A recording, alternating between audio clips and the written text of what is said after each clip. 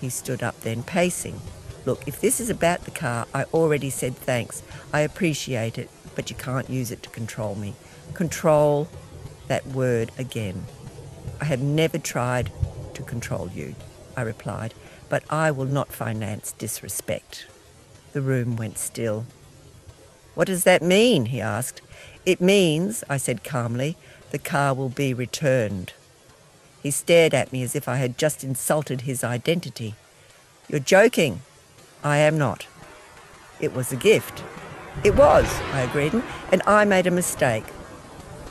Silence thickened between us. You can't just take it back. Yes, I said evenly. I can. His voice sharpened. This is humiliating. I held his gaze. You humiliated me first. He flinched, not from the volume, I hadn't raised it, but from the fact that I finally said it.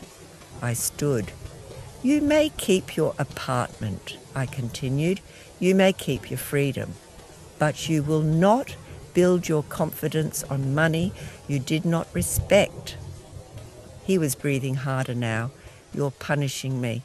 No, I said, I am correcting myself. There's a difference. The next morning, I contacted the dealership. Paperwork was simple.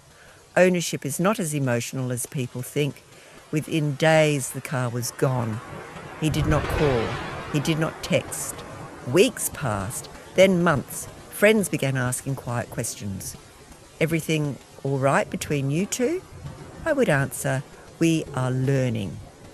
Because that is what it was, a painful education for both of us. But here is the part I did not expect. 3 months after the car was returned, I received an email. Not a message, not a complaint, an email, subject line, job application. Attached was a resume, my son's. He had applied formally to a junior position in one of my smallest subsidiaries, entry level, nothing glamorous, no request for favouritism, no assumption of entitlement, just a resume. I read it twice. Then I closed my laptop and leaned back in my chair. For the first time since that dinner, I felt something other than disappointment. I felt hope, but I also knew something else. This was not the end of the lesson, because growth is not proven by application. It is proven by endurance.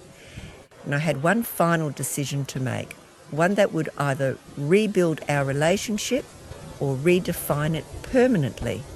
I did not respond to his email